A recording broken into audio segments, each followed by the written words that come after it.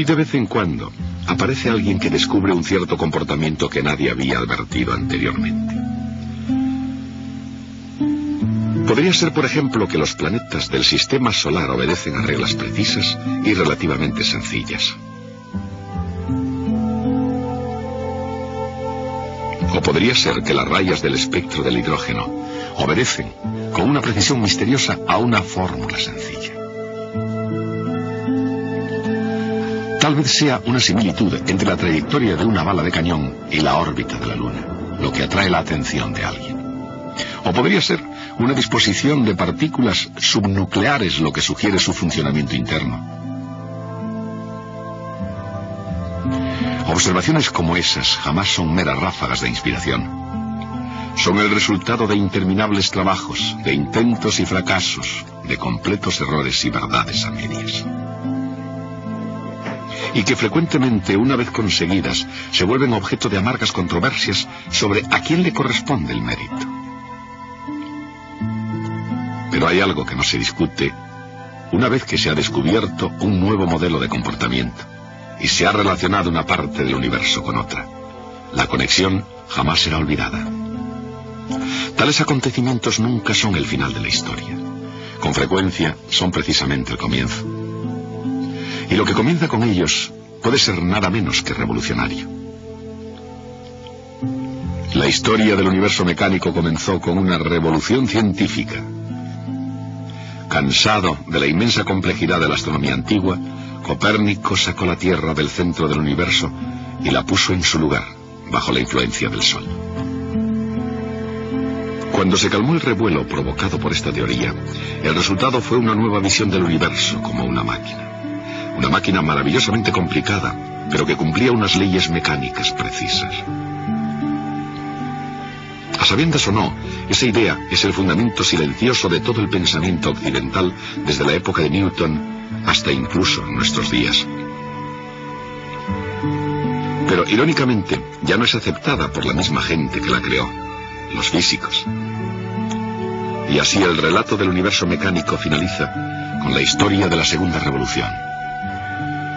Una revolución que tuvo lugar en este siglo, casi dentro de nuestra generación, y que provocó un revuelo que aún no se ha calmado.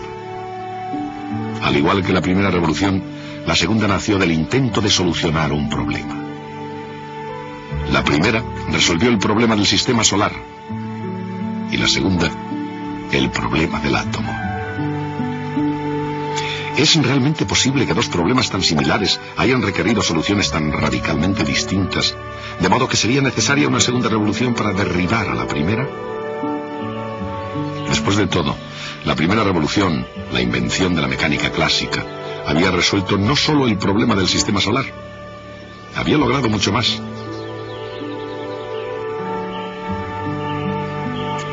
Para empezar, parecía reducir todos los fenómenos de los cielos y de la tierra a la única ecuación. Una ecuación vectorial, para ser más exactos. Una ecuación diferencial vectorial. Pero dentro de su ámbito contenía las respuestas a una asombrosa variedad de preguntas. ¿Cuál es el principio para que un reloj vaya bien de hora? ¿O el secreto de seguir una trayectoria infalible?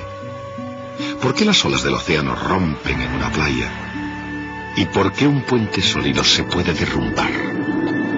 Con respuestas a preguntas como esas, parecía que la propia mecánica clásica era una estructura que jamás se derrumbaría. En lugar de eso, que inspiraría y guiaría a la exploración de nuevos caminos.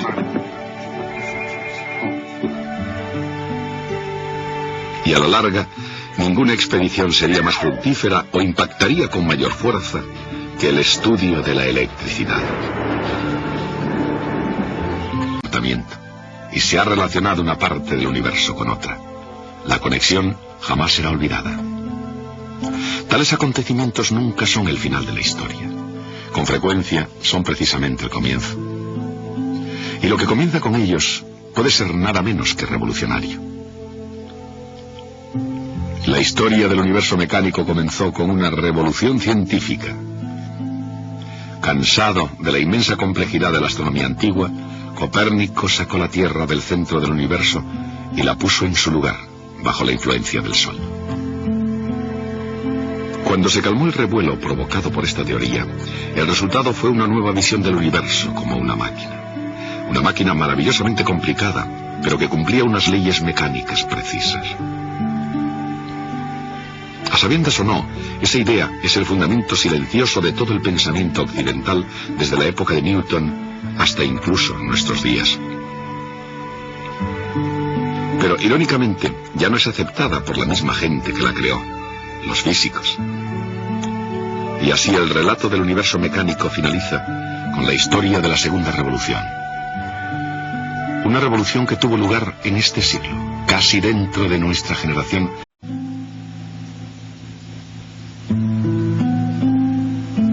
Muy de vez en cuando aparece alguien que descubre un cierto comportamiento que nadie había advertido anteriormente. Podría ser, por ejemplo, que los planetas del sistema solar obedecen a reglas precisas y relativamente sencillas. O podría ser que las rayas del espectro del hidrógeno obedecen, con una precisión misteriosa, a una fórmula sencilla. Tal vez sea una similitud entre la trayectoria de una bala de cañón y la órbita y que provocó un revuelo que aún no se ha calmado. Al igual que la primera revolución, la segunda nació del intento de solucionar un problema. La primera resolvió el problema del sistema solar y la segunda, el problema del átomo. ¿Es realmente posible que dos problemas tan similares hayan requerido soluciones tan radicalmente distintas, de modo que sería necesaria una segunda revolución para derribar a la primera? Después de todo, la primera revolución, la invención de la mecánica clásica, había resuelto no solo el problema del sistema solar, había logrado mucho más, la Luna, lo que atrae la atención de alguien. O podría ser una disposición de partículas subnucleares lo que sugiere su funcionamiento interno.